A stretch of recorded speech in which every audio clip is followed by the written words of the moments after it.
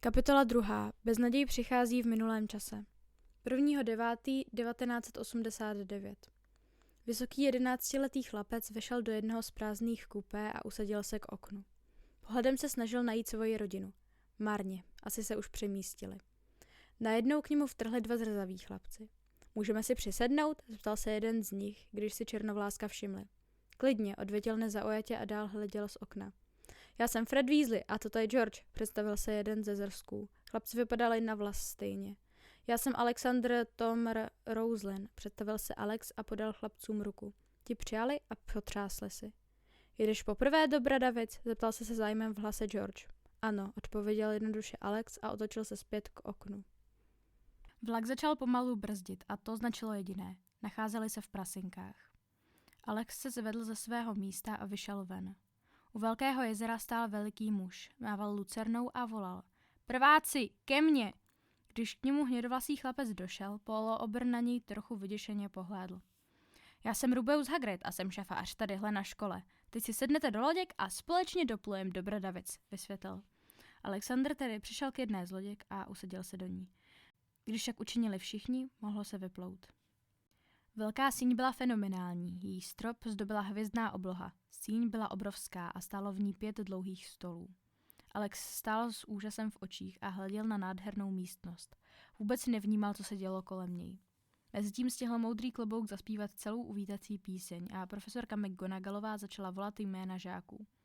Alexander Roslin. Chlapec sebou trhl a když si uvědomil, co se děje, vypravil se ke stoličce s moudrým kloboukem. Usadil se a klobouk mu spadl přes oči. Tady to vypadá komplikovaně. Máš odvážné srdce, stejně jako tvá matka. Zároveň si ale podlý a černé magii neopovrhneš. Tak, co s tebou?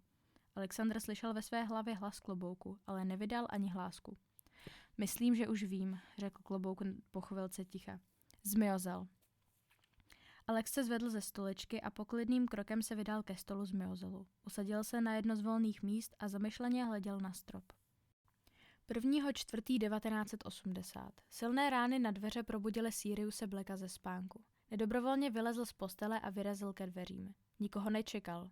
To bylo zvláštní. Když stál před dveřmi, napřáhl hůlku. Kdo je tam? Zeptal se opatrně. V jeho hlase byl slyšet smutek. Dávalo to smysl, přece jen přišel o svého nejlepšího přítele. Tady James, otevři. Známý hlas ozývající se zpoza dveří Siria překvapil. To není možné, James je mrtvý. No tak, ticho šlápku, pust mě dál. Když Sirius zaslechl svoji přezdívku, opatrně pootevřel dveře. Venku stál středně vysoký černovlasý muž s brýlemi na nose. Sirius nemohl uvěřit vlastním očím. Ihned pustil Jamese dovnitř. James vešel do domu a na jeho tváři dopadlo měkké světlo, které odhalilo nehezkou jizvu na jeho čele. Sirius na ní nechápavě pohlédl. Co to máš na čele? Zeptal se. Nic, odpověděl nechápavě James a přejel rukou po své lebezni. Když narazil na jizvu, nechápavě nakrčil čelo.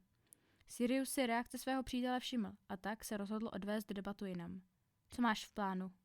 Upřímně, nevím, do hlasu se mu začal vkrádat smutek. Lily i Harry jsou mrtví. Nevím, co se děje ve světě a nemám kde být. Jednoduché, zůstaň zde, nabídl pomoc dlouhovlasý kouzelník. Děkuji, usmál se na něj smutně James a zamyslel se. Není za co.